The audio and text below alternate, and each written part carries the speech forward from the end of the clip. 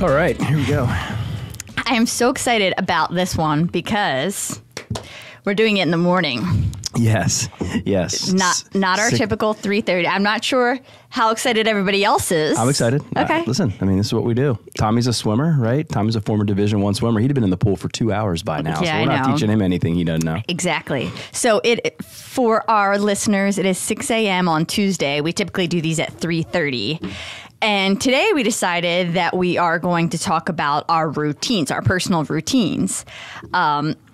Which is funny because we're breaking up the routine of doing our 3:30 podcast today. I know. And you didn't try to sit in my seat, which is nice because I thought you might try to mess with me. No, last time I did that, and wrecked your routine. It was a big ordeal. You got a stare and a semi-tantrum, I think. Well, listen, when I sat in so we always sit in the same seats during our podcast. When I sat in the seat you typically sit in, the one you're sitting in right now, I felt awkward and I really didn't want to do it, but I wanted to see how you would react. I'm like, oh, this is about routines. Let's see. Yeah. And it went exactly as I thought it would. Yeah, not so well. Yeah. It rocked my whole world for that 20-second stint. Yeah. So thanks for that. You're welcome. So I think as we talk about routines, people are interested in, I know I am personally, in learning about people's routines. You hear a lot about morning routines, sometimes evening. But I do think we need to start with how we even developed our routines, and that starts back with childhood. I do think that people are not here to listen to that. They're here to, I want to know what you do today on an everyday basis. So I promise you, hang in there with us as we talk about our childhood routines and how we developed that. We will get to our current routines shortly here. Mm-hmm. Do you want to start? Yeah, look, I think to skip to the now would probably even be a disservice because you learn this along the way. There's lots of trial and error, and whether you're aware of it real time or not aware of it, you're just nudged back into line. You're doing certain things, I think, for an outcome. Success, call it whatever you want, it doesn't matter, but you're doing things for an outcome in general and whatever it is. And I just think that someone would say, well, tell me some times when you realized you were doing it all wrong. There are some of those, but in general, I feel like my life has just been this small, minor pivots along the way to say, oh, that's a little bit better than this. I mean, I don't know that I've ever been so off course that I jerked myself in the exact opposite direction. But certainly lots of little course corrections along the way to refine. And I'm sure we'll get on to some sports and some of the routines that we develop from there. But I think for me, it just comes back to the idea I realize that I'm hyper aware of how small the differentiation is at the top. If you want to compete at the very top, the differentiation is small. Depending on what it is, it's fractions of seconds or fractions of shots or in golf or whatever. And to me, those little tiny tweaks that would get me an advantage, I don't mean that in a cheating way, I mean would get me better than I would be, that would have me executing faster with more accuracy or whatever that looks like. The competitive advantage. Yeah, absolutely. And I, one of my favorite people to watch over the years was Ray Lewis, not because we're crazy Ravens fans, but because it was fascinating. Which we are. We are crazy. Yeah, of course. Yes, not exclusively because, but because it was interesting to watch a guy that played something like 16 years in the league, and certainly you're going to lose a step, right? That just happens with age. But to play at the ultimate highest level and be the MVP of the Super Bowl in your last year, there has to be that combination of natural ability and speed, if you will.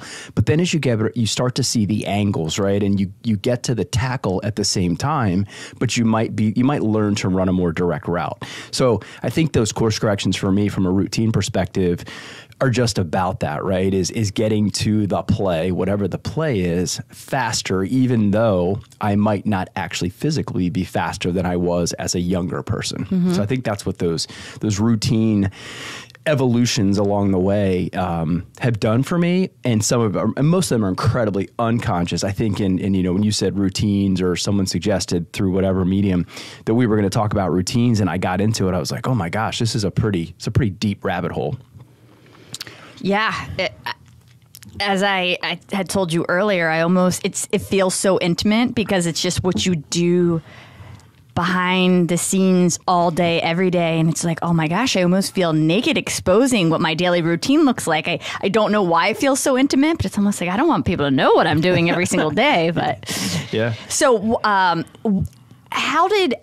what is your first memory of routine and developing routine as a child, especially those that you've held on to today, or as you said, enhanced, refined? Yeah, no, it definitely came from my father, who was Navy, and my household was tenacious and relentless about time. The idea of time, being on time, schedule, cadence, one military word, cadence. And it started at an early age. I mean, I got up, and certainly I'm going to, we'll weave in all kinds of stuff. Sports certainly comes into there, where you have a very defined routine. Yeah, it started with playing golf and getting up at a particular time. Like, for example, you had a tee time, you had a game time in soccer. I mean, tee times were in 8-minute increments. So it was this interesting thing too. I mean, certainly you had game times, but golf was really interesting in that you had tee times in 8-minute increments. So you were constantly working on a schedule of sorts. So I grew up in a very scheduled, defined world where we got up at a particular time. If you set a time to be somewhere, you were there. And actually, it was even more so, in Navy land, if you were on time, you were late. And if you were late, you might as well not show up. And that was just ingrained into me from such an incredibly young age. And we just worked, I mean, when it was Columbus Day or Martin Luther King Day or some of the holidays that weren't necessarily business or industrial in nature, but they were government holidays, there was never even a conversation. The alarm went off at 5 o'clock. My feet hit the deck. I was upstairs ready to go at 6. We walked out the door. We were at Hanover Street, our old facility, at 6:30, and that was that. Like, there wasn't even any conversation. It wasn't like Sunday. I was thinking, hey, Dad, maybe I'll just sleep in tomorrow. Like, that wasn't even part of the conversation. So it started there and has just continued to be the same type of mentality. And I've been showing up that way for a really long time. Yes. And I wasn't, you were raised and born in almost like a military style household where your dad was, that's, how old would your dad be today? I know you've said it several times. Yeah, no, he'd be 102. 102. Yeah, so like that. 50 years older than I am. Exactly. So that was his generation. That was his mindset. That's how he was built. And that's how you grew up. Well, just think too, even drafted into World War II. He fought in World War II in the South Pacific. So when you talk about cadence and the military component of that, where, if you're not in your spot doing your job, where your teammates, your fellow soldiers expect you to be, could be a life or death situation. That's not dramatic. That's the truth of how military organizations operate. The idea that when you're not at war, you're training, that training component never stops. That's something that's been, very close or evident for me for a long time. So yeah, no, I think that was just who he was. And, that training was built into him. If not hard-coded, because I think hard-coding is more of a DNA conversation, but so regimented that it was right there next to hard-coding. Yes, and I wasn't raised that same way. My parents were a product of the 50s and 60s. They were hippies, free spirits. My mother, she is very routine. My dad, not as much. Every single human being has a routine that we all are familiar with, we rely on to some extent, and that we enjoy. That's how we keep our lives together. My dad, though, definitely less, even to this day, less routine. And I just didn't grow up in the same way. Now, as you did, we being on time for social events. It just wasn't as important, which I knew you had to get used to when we first started dating, as we've also talked about, that being on time. I wasn't going to be late for a work event or something, but if it was just doing something socially with no, what I thought in my head, ramifications, I didn't think much about it. It wasn't, of course, not intentionally to be disrespectful or anything like that. It's how I was raised. I didn't think it was a big deal. So that was something we've had to work on together. You being able to take your foot off the pedal for a second. That's right. And be like, hey, it's Saturday. We can be 5 minutes late or take a breath. But hey, like, don't be an hour late. We made a plan on my side. Yeah. So coming. No, well, the off button, you know, in general, I struggle. You struggle with the off button, but I struggle with the off button in that regard, just because it's so close, you know. And there's probably, I would say, even take it one step further, there's probably some comfort in it too. You know, that regimentation where I know what's coming on. You know, I'm not a big fan of surprises, even the good ones. I always want to know. And there's just something about, you know, that cadence or that structure where I'm comfortable, and it's like, okay, well, we said 6, so 5:58, I'll expect them. And what I've had to work on is not having my cage rattled when it's 6:05 or 6:10, just like rattling my cage when you sit in my seat, right? So those are the types of things that I have to be cognizant of, and really for good, right? Not to change myself, so that my game plan can't get so easily knocked off by the slightest change in my expectations. And I think that's one of the things about routines. It's great, but you don't get to do them alone. I mean, there's any number of things that can affect your routine, and it's really more about how you respond to that interruption of your routine, especially if it causes discomfort, which it does for me at times or in spots. It does. I mean, if my routine gets disrupted in any way, it really does affect me. But I think there is something to being very intentional about structuring your routine as much as you can, so it cannot get disruptive. Right. Like, there are certain, as when we get into our daily routines, there are things that we're doing early in the morning or at these certain times where it's unlikely it's going to get disrupted by the way we've structured it. So I think being very intentional about how you're setting them. Yes, at any point in time, something can happen and you have to change it and adapt. And that is very hard for me. I've got to work on that. Well, let me ask you this: what if you, as you were, because you prep for this just like I do. Did you ever come to a reason why your routines? Is there a particular benefit to you? If you summed up or if you pulled the lens back and looked at your routines, could you hit on a word or two or three that is the benefit of why you subscribe so aggressively to your routines? I want you to go first because I don't want to steal your thunder, because we've talked about this before and I know where you're going to lead off. Well, yeah, and I wasn't sure yours was the same. It's not the same, but I would touch on that a little bit. So I want you to start. Yeah, no, okay. So mine's really simple. It's personal productivity. Mm-hmm. I mean, I think everything. We have a whole division that's based on productivity, and I have realized, and I've looked back at my career in retrospect, that I was always trying to improve my personal productivity. What can I do?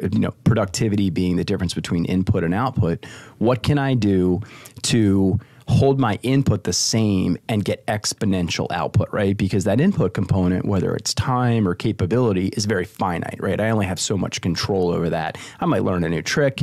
I might do whatever, which would allow me to have some input. I might get rid of something in my life, or choose not to do it, which would create time or input.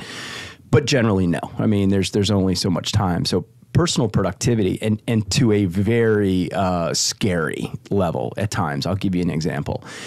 It's so in my head that when I get in the shower in the morning, I will put conditioner in my hair and then brush my teeth in the shower, so that I am doing those at the same time. Like, I don't put conditioner on and then go out to the sink and brush my teeth, because that would have me taking 2 minutes for one and 2 minutes for the other, when I can just take 2 minutes by stacking those. Well, of course. I mean, of course. But that's how bad it is from, what constantly looking and surveying, what are the moves? How am I going to plot my moves? If I have to get from A to Z, what is the absolute straightest line? And I would never even risk going from A to C and having to double back to B. I am so calculated in that regard, because I only want to spend the absolute minimum amount of time. And I don't mean from a quality perspective. I mean from a quantity perspective.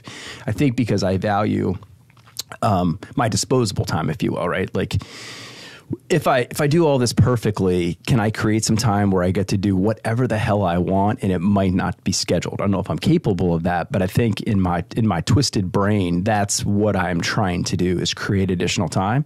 But sometimes it might just be a game of sorts to me. Like, can I outsmart this entire thing one more time? Can I get to Z faster than I did last time? Because I learned some of the missteps that I made, but it's all driven by personal productivity. Well, I'll throw a little.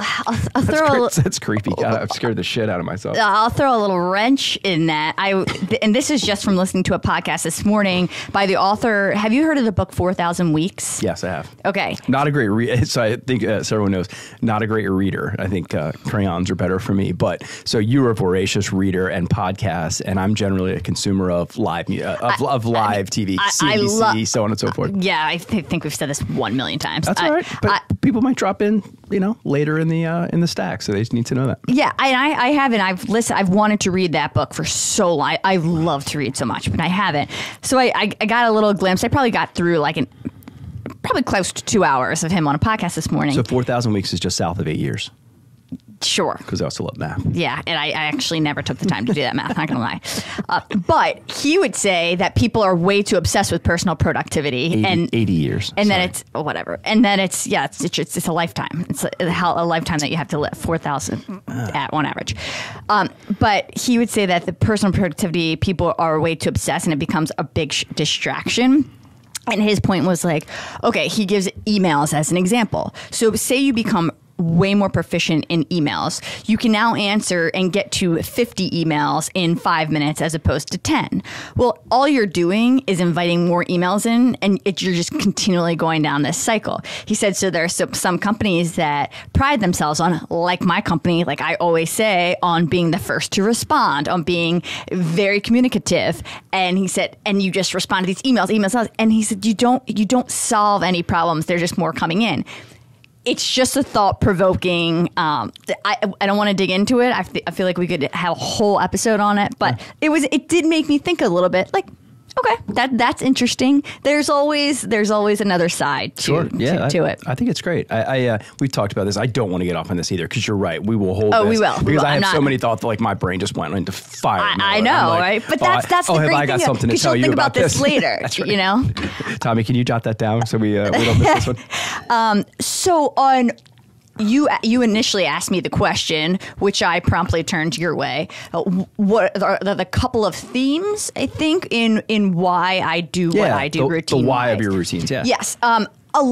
So it's funny because a lot of what you said is to get from A to B quicker or see the angles better so you can arrive there faster. A lot of what I do is not necessarily achieving the thing faster. It's doing other things around it, and I'll explain this, that I think will make my input greater, which will in the end allow me to get there faster or better. What I mean by that is a lot of what I focus on, particularly in the morning, is for my physical and mental health. So it's a lot about wellness for me and just getting my mind and body right. That's super important to me and sets the stage for the rest of what I do. Do you want to get into our exact routines? Yeah. No, I think that would be, you have such a great, interesting routine. Why don't you run the audience through it and, how you get from alarm to, into the beginning of the workday, so on and so forth. Yeah, I will go from alarm to being in the office. Arrival. Yeah, yes. That's great. I'll be super particular and specific about this. So alarm goes off during the week at 3 a.m. Today, since we're doing our podcast at 6, it was 2 a.m. I just pushed it up an hour. But 3 a.m., I go into the bathroom, change, wash my face, put lotion on, brush my teeth, go directly downstairs on our first floor.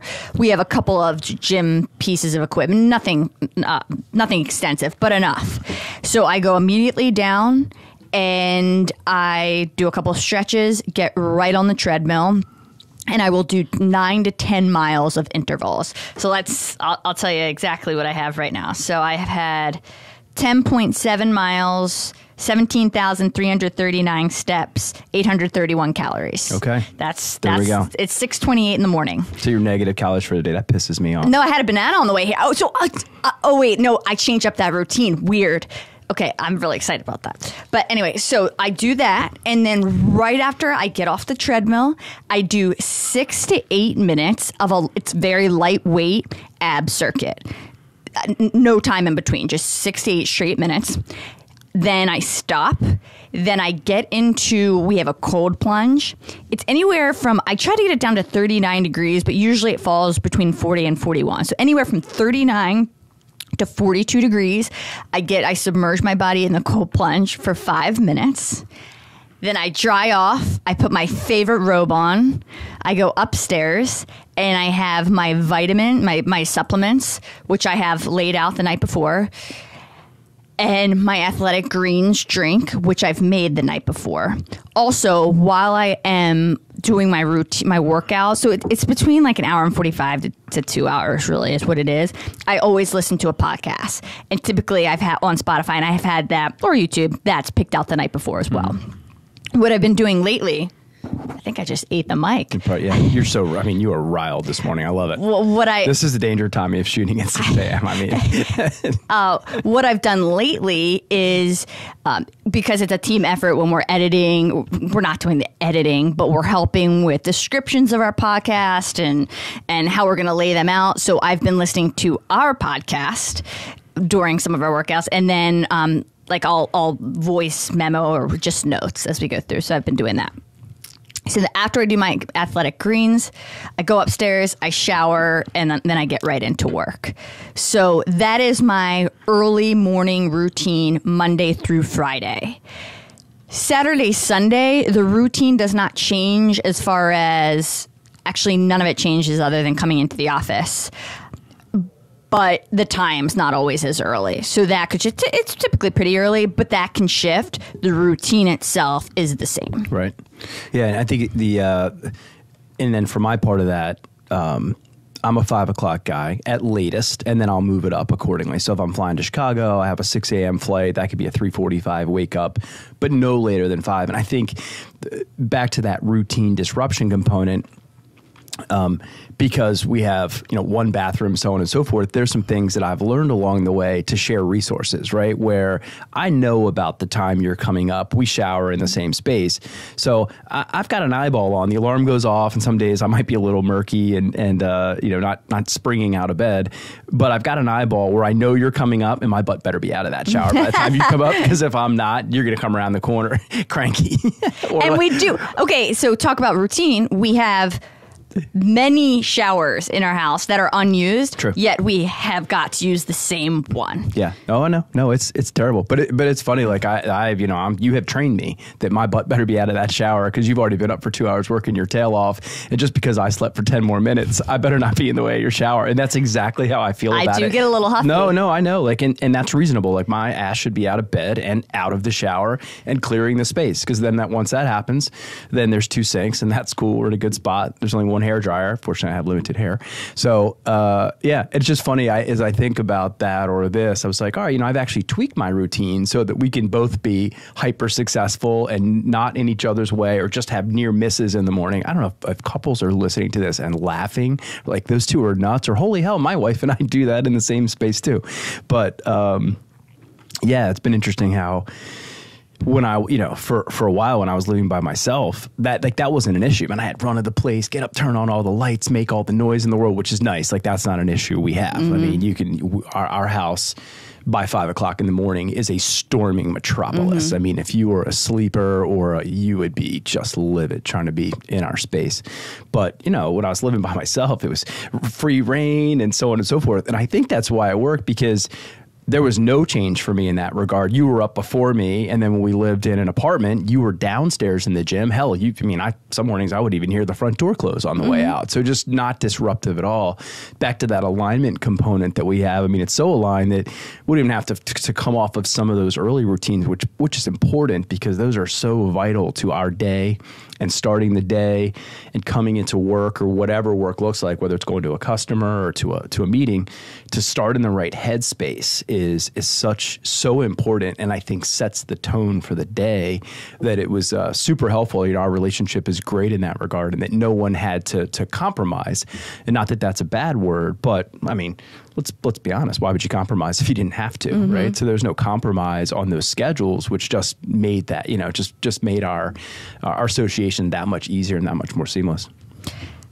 You might disagree. No, I don't disagree. But as I'm hearing us talk, I am thinking about someone's listening to this, like, God forbid in the morning they couldn't spend 30 minutes apart, getting ready in separate bathrooms. Like, we work together, we're together every evening, we travel together. It's like, no, but we have to make sure we can spend those 30 minutes together getting ready. Yeah, and we will, so much so we'll even sacrifice our routine, something so near and dear to our heart, to do that.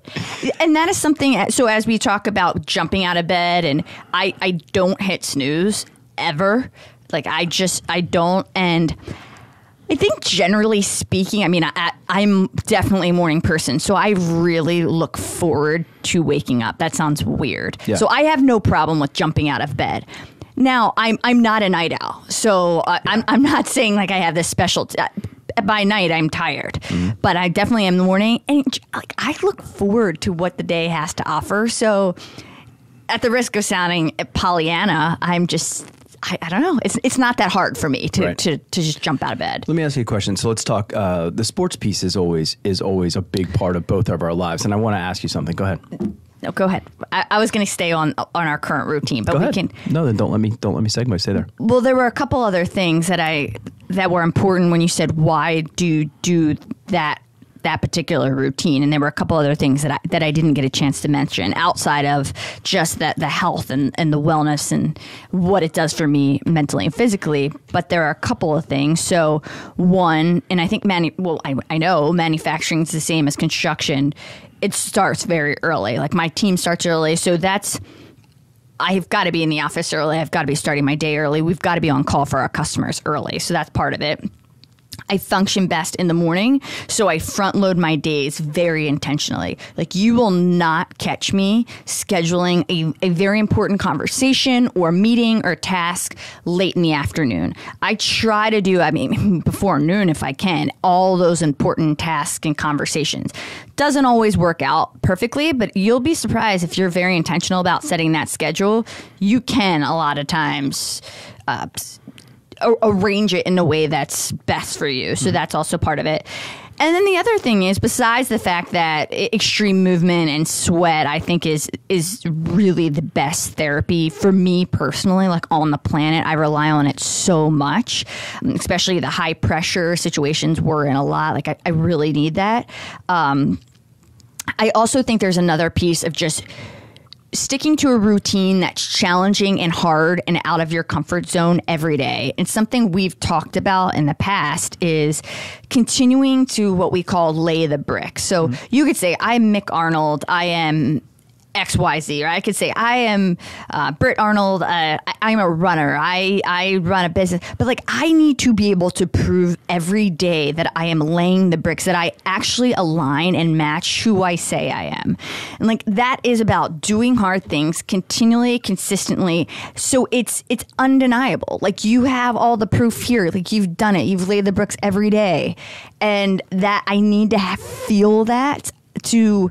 I don't want to say avoid imposter syndrome, but just make sure it's undeniable that I can be confident in who I say I am and what I do. When does that shift, though? This is off topic for sure, but when does that shift? Because I'm not sure how sustainable that is. What point do you get to believe that you're you without doing impossible things every day? Because it's hard to do impossible 365 days a year. At one point, do you just get to graduate into you and you're wholly comfortable with that? I wouldn't say impossible. I'm not saying nothing I'm doing is impossible. Clearly, I'm doing it. Well, but hard. Geez, but if you're building that brick to brick, that has a building effect where if you have to quote somewhat outdo what you did the day before, that could be really hard. So I don't think it has to be outdo.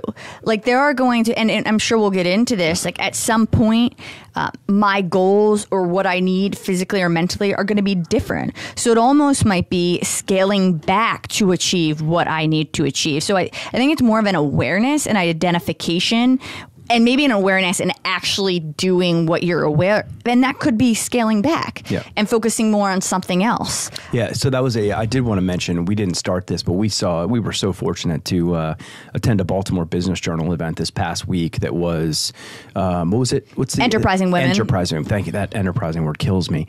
But there was just a great panel. And one of my biggest takeaways is in line with what you just said, right? The difference between giving up and standing down, which was really interesting. Yes. And I thought about that. I'm like, younger Mick Arnold would have said, that's what quitters say. You know, what's wrong with you? You know, you can't actually stand down. There's no difference between the two. I disagree. And what you hit on, I think, is along the lines of, at some point, maybe I will mature enough to know the difference between giving up and standing down. I think I'm close. I'm not as close as the woman on stage that was talking, who was a beast. I mean, so eloquent. I think we're also in different phases of our careers, and you've been doing this a lot longer. Like I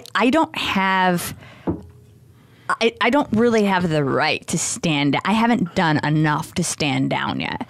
Like I'm only in my mid-30s, and I haven't even run this business for 7 years. So right. Yeah, you have to earn your stripes, and there's a lot of stripes I have yet to earn. So let's get back to how routines are going to help us with that, because this one's a beauty. Tommy, making notes, because when we can't think of stuff, we sit here and we're like, we got to talk about that. We got to talk about that, and then we'll just have writer's block. As we're going through. So one thing I did want to ask you is soccer, your life, golf, huge part of my life. And I certainly play team sports too. But the golf part of my life resonates. And as I thought about it, which is just routines inside of routines inside of routines. And when you got your tee time, and if it was your typical group, it was generally the same time every week. But if you're playing tournament golf, you were put into a place based on any number of things: how you finished the day before, if it was day two. I mean, typically, if it was a 2-day qualifier, you played in the morning on the first day and the afternoon on the second day. So everybody experienced the course at different times. And once you got your tee time, that started my routine. I was backing into my morning, and it could start with drive time to the course. I was there an hour ahead of time. So fast forward then to the range. That had its whole routine. The first tee, the driver swing, had its whole routine, as did every single club all the way through the hole. The irons had a routine. If I hit the ball in the bunker, I hit it into a hay patch next to the green, and I had a short shot. It was just routine on top of routine. Short putts had a routine. Long putts had a routine.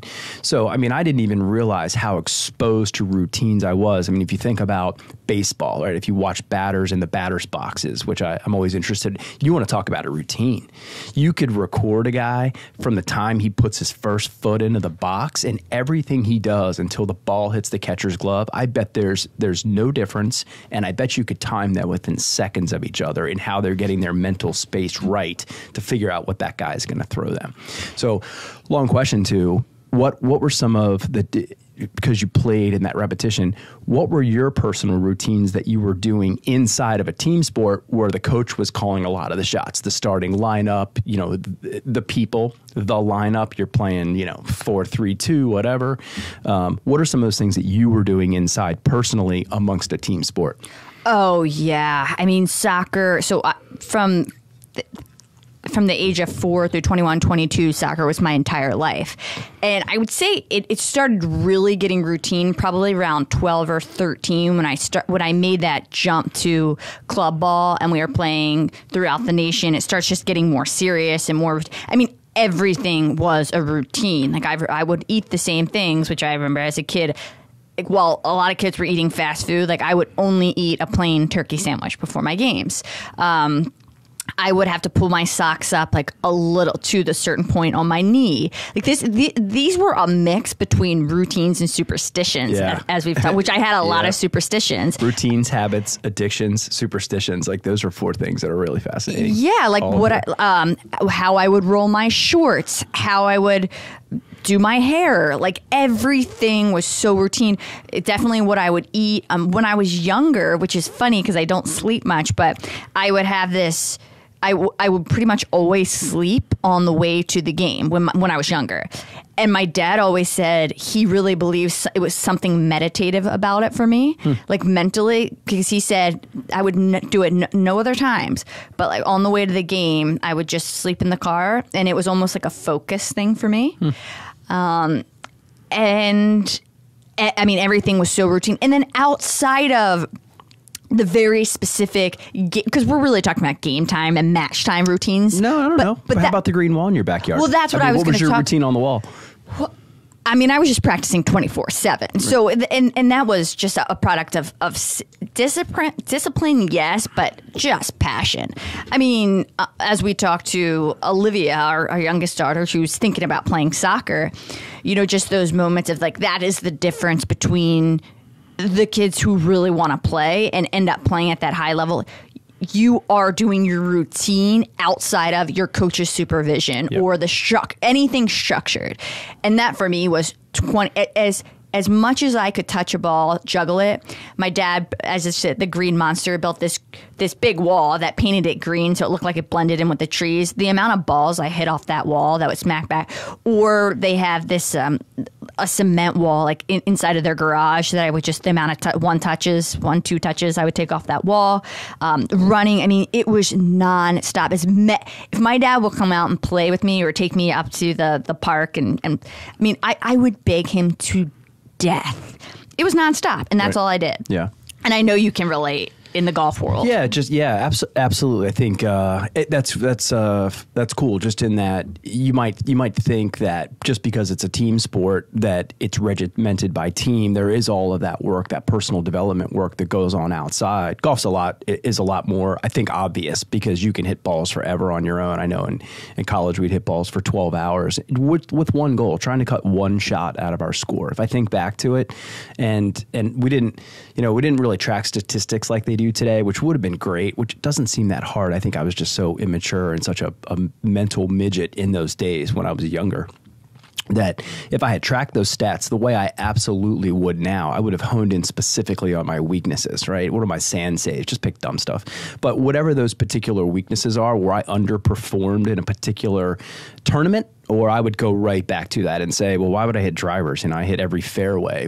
What am I doing? When I did make bogey, why did I make bogey? I'd hone in on those failures, and then I would take that back to my routine and I would ingrain it. Maybe not forever, but certainly that would be a priority in my routine as I was coming out of whatever that test was, right? Because that game is a test, that round is a test, and you're playing and doing all this practice work. And if you then equate that back to business, the tests are competitive sales situations or competitive hiring situations. You got a candidate that you love and they're interviewing with competitor B, or maybe it's not direct competitor. Maybe it's just another great company that buys for similar type of talent. Whatever that test is, if win or lose, and it done correctly, I think you would learn from that and you take that back to your routine and then you drill yourself to get better at it, either to ingrain that win or to course correct from that particular loss. And I think that's where the routines are so valuable, especially if you can do the self-assessment to understand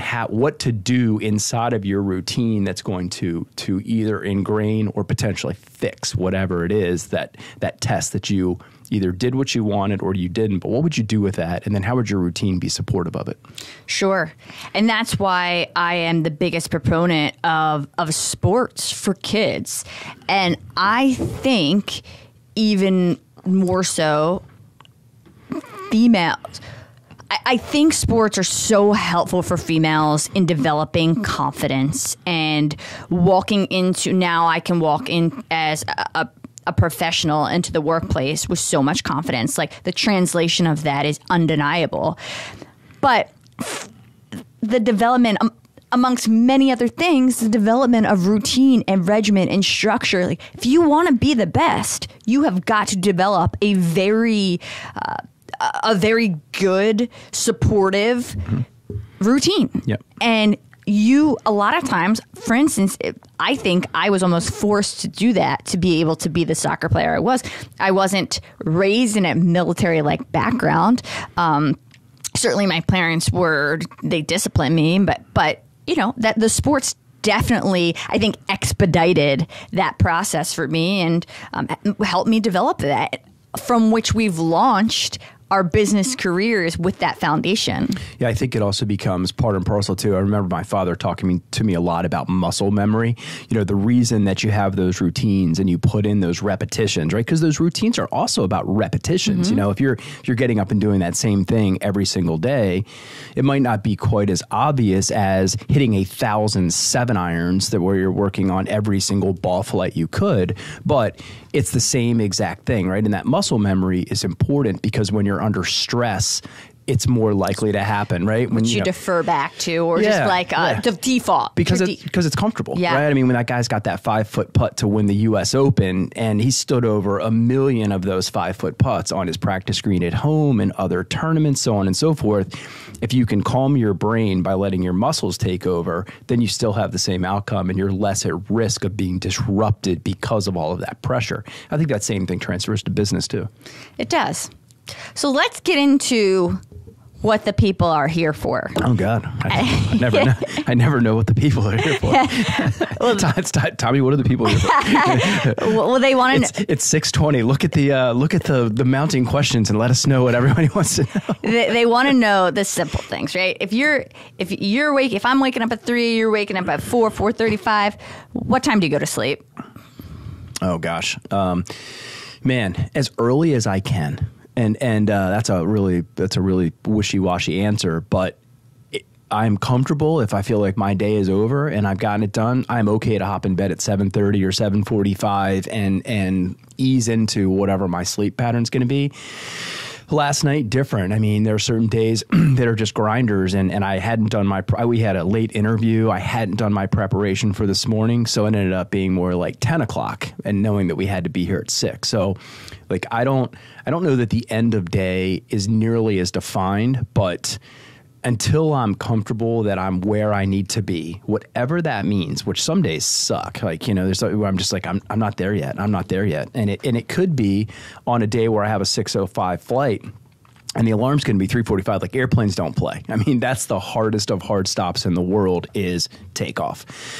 So there are some days, and it can be a 3 or 4 hour night of sleep. I don't want to do that consistently, but that's a long answer to, mentally, until I'm comfortable that I'm where I am. And it goes back to these preparation conversations that we had. My brain will not calm down or allow me to approach anything that looks like sleep until that preparation is there, or I'm comfortable that I'm going to be able to do or perform the way I need to. And that all comes back to preparation.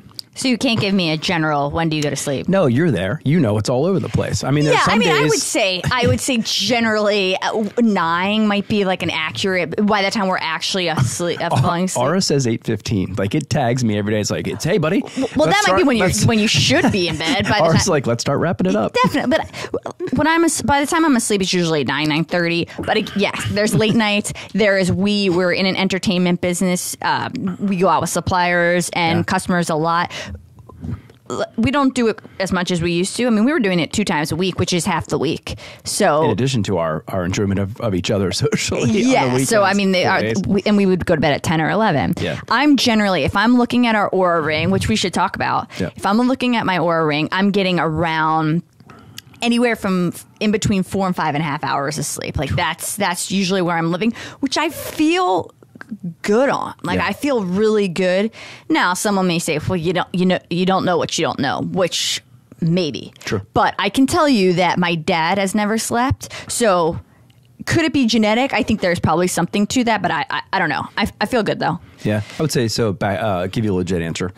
I would say by 9, and if I'm in bed by 9, I'm generally going to be ready to go at 4. 7 hours is good. I used to have that 4 or 5 hour thing that you do. Definitely, as I've gotten older, I'm not as comfortable or with the flow where I can spring up and then put in a really productive day. I recognize that I start to feel those now. And that's something I want to work on and very serious about. Let's give the people another question that they want to hear about. Oh, yeah. Another answer to the question. All right, let's do this. Look out, people. Tell me a little bit about your nutrition and what you like to eat. Well, until recently, I ate everything that wasn't painted or nailed down. I got it. So not true. Well, no, I did. Like, I know you're kind and give me some passes for sure. So you have always been disciplined since the day I've met you. Since the day you met me, but that's relatively new. I had some injuries along the way, blown Achilles and a shoulder and so on and so forth, which were definitely related to some poor lifestyle choices. Too much food and beer, because I was playing a lot of golf, and golf, you can certainly have a case of beer and play well, unlike most sports. But I would say most recently in trying to get ready for knee surgery, which I had a month or so ago, I did get a lot more discipline. I basically cut the whites out, so bread, sugar, cheese, What else? There's a fourth one in there that I can't think of, but just trying to be more disciplined around there. You've pretty much cut all starch out. I have, yeah, I have. I've had, I think just a cheat or something like that, but I haven't really missed it. But same thing. I mean, sweets. You've cut out sweets sugar, completely. yeah, sugar was true. the toughest way. I can't remember. I'll think of it. But potatoes, potatoes. So I've just basically cut those and had to retrain myself too. Let me tell you what. If you think sugar isn't addicting, you're crazy. Because then I was trying to come off of that because I had that thing where I say I was heavier than I wanted to be because my knee hurt, and my knee hurt because I was heavier than I wanted to be, and it's like this endless cycle where until you do something, for me, violent to break it, to start to get lighter and feel better, it's hard. So I was like, all right, I just got to go whole ham on these food choices. So now, I try to break the fast. I mean, I've heard, I know there's every study in the world, but for me, it's better to have something in my stomach in the morning, whether it's to soak up that acid from the night before. I've actually started to eat at my desk in the office, which is weird. Like that, I've never eaten a meal at my desk. But now I've got a box of cereal in my cabinet in there, and I eat a bowl, not 2 bowls. It's frosted mini wheats, so there's sugar on there. But I do feel like I have the entire day to burn it. So that mix in some lunch. Try to keep dinner as lean as possible, but I've just cut out all the crap in the middle. So What's it's much for more lunch? discipline. You're giving me roundabout answers here. We live in a food desert, so that could be anything. I mean, some days if I'm fortunate enough to be out of the office, like today, I'll be out with a customer. I'll have a reasonable meal, and I'll make good choices and actually have real food. Or I could eat one of those crappy bars. Bars? Yeah, bars. Nick's keto-friendly protein bars. Nougat bars. I think that's how they say it in Sweden. But yeah, or I'll have a bar or something crappy like that just to survive throughout the day, because sometimes you book your schedule and you have an 11 and a 1, and next thing you know, you're like, holy hell, I don't have any time to get out of here and get reasonable food.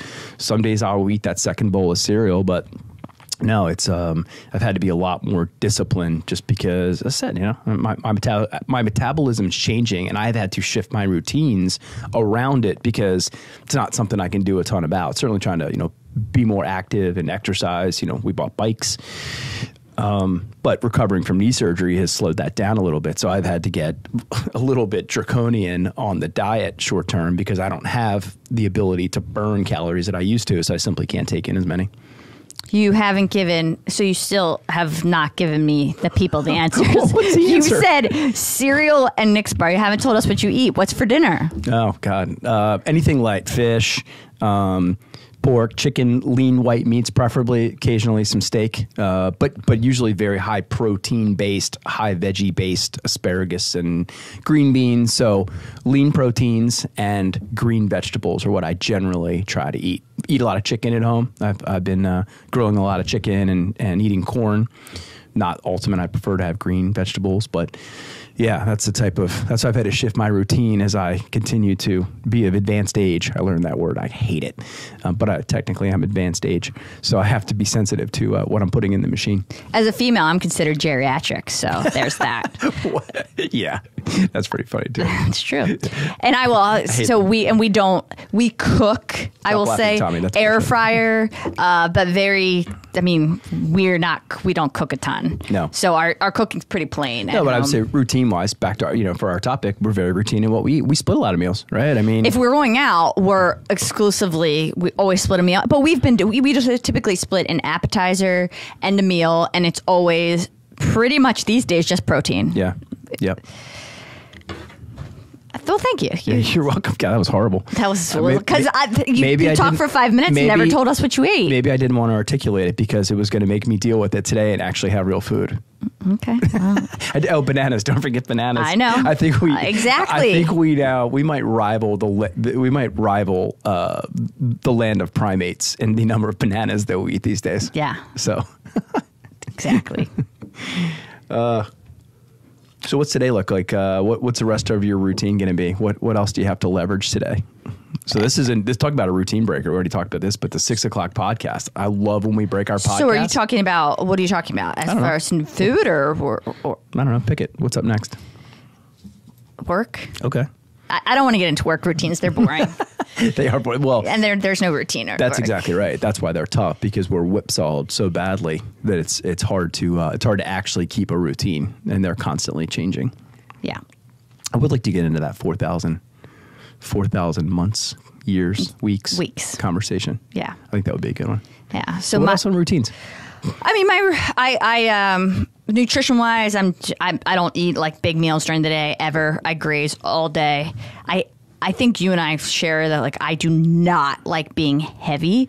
Like, being light throughout the day and agile is really important to me. So if I'm going to go to a breakfast event or a lunch event, like, I'm not eating. I'm going to have coffee or something like that. Super important to me to stay light throughout the day. And we're pretty much, I mean, we're really on similar. I mean, you spoke a lot to the nutrition side. We're eating a lot the same at night. Like that's my real meal is at night. Yep. Everything else is just about staying light, and I need to work on nutrition a little bit. A couple of the other routines I have is that I'll stay on nutrition. So I am so disciplined on the nutrition side. So anything like fried food, or I think this is funny because the last time I had a piece of fried food was on our first date. Yeah. I think there might have been one cheat, and I say one, I mean in 1,600 days. I can't even remember if I've had, but I had some fried on our. You set me up. That was bullshit too. You set me up. I'm like, look at that. She's eating calamari or whatever. I think it was calamari. Yeah. I was like, all right, this girl's down. Like, we could eat some crappy meals together, and then you completely abandoned me. Hey, yeah, that's right. You're good. It's I like the foods I eat, and they happen to be healthy. A couple of other things. So we have at our office, which is very cool because it's a newer office, we all have standing adjustable desks. Yep. So I stand the entire day. At this point, I don't sit, which feels really good on my. I love it for my legs, and as a runner, like the extensions of the hip flexors. So that's, I guess you could call a routine, just standing all day at my workspace. The other one, which is probably I'm just looking at some of the notes I left, probably one of the most long-standing routines I have is that I call my parents every single day. Oh, yeah. Now, I already told them today the time would be off because I always call my dad at 6:30, and I generally call my mom at 7:30. Sometimes I'll have an early meeting, but typically it's always 6:30 dad, 7:30 mom. Regardless, if there does happen to be an off meeting during those times, I will call them at another time during the day. Well, that's interesting. That goes back to the conversation that we're having about our routines or someone's routine affecting your routines, because you started that. You call them every day. You initiate. Mm-hmm. If you didn't call, I bet you that would absolutely that would turn their routine sideways. Like, wait a minute, something's off here, and that could incite worry because you're so routine or regimented. So much so you're like, I need to let them know that I will be in a podcast at 6:30, and I do the same thing with the girls. Right?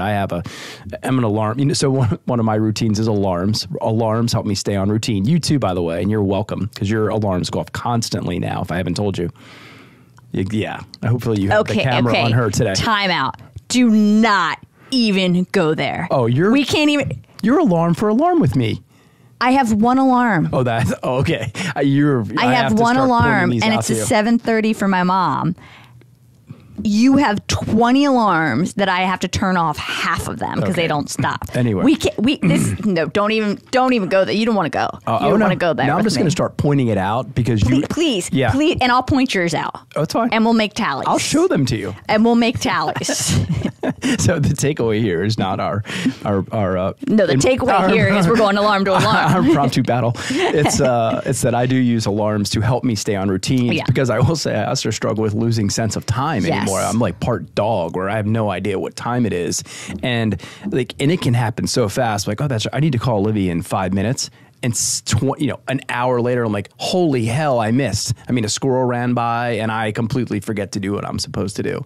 But I think interesting how, and even the girls have said that at times, like, hey, Dad, you didn't call last night. And now I'm like, oh my gosh, you're right. So I text them and say, at dinner, so on and so forth, going to miss you tonight, so on and so forth. So my routine of calling them at 29 or 21, 19, and 15, my routine actually has started to have an effect on their routines. Like, wait a minute, it's 8:30 and Dad didn't call.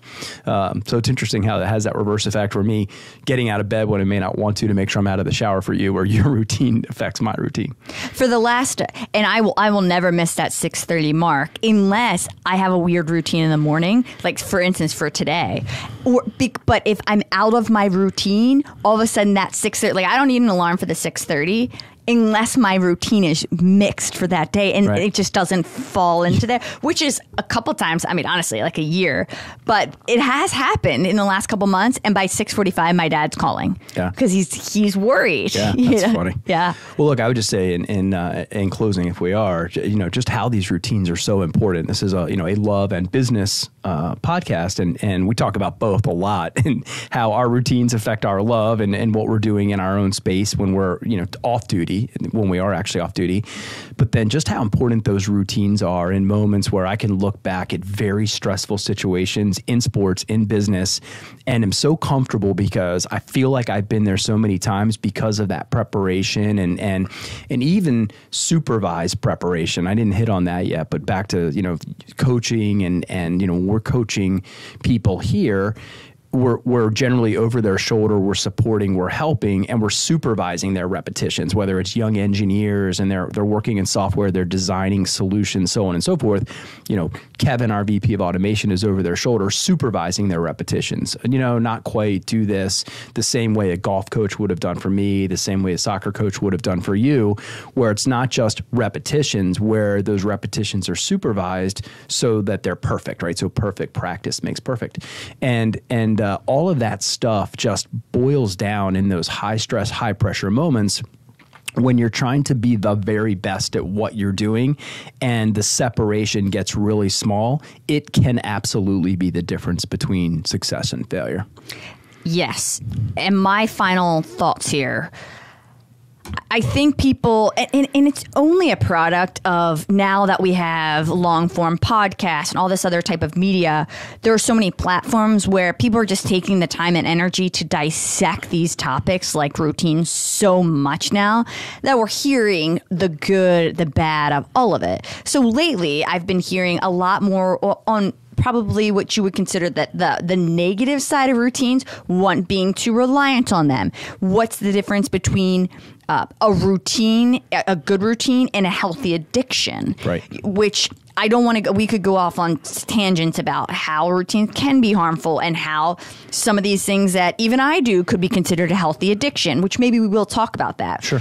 But I think for us, the overarching thought and principle is that far and above anything that it's done to the detriment of us or on the harmful side, the respect for our routine has done way more for us in helping us to achieve what we want, and for lack of a better word, be successful, being very respectful of that routine and continuing to develop them as we go. Yeah, and I think if the benefit for the rest of the world would be that we continue to be reliable, consistent, and durable, right? They don't have to be intimate with our routines or watch them up close, but as long as someone would look at that for my for how I want to be viewed and possibly even judged, whatever I was doing behind the scenes would always have me showing up reliable, consistent, and durable, then I'm happy with what I'm doing. So our friends are going to leave one of two ways. Maybe, well, it could be three. It could be a relatable podcast, hopefully leaving inspired, or leaving thinking that we are psycho. It's all right. It's for them to decide. I would say the third could be accurate. Well, we don't get to judge ourselves, so and we'll have plenty of time together going forward, so they can continue to make up their mind. Exactly. All righty. All right, on to our next routine. Indeed. Yeah, true. See you soon. And thank you, Tommy.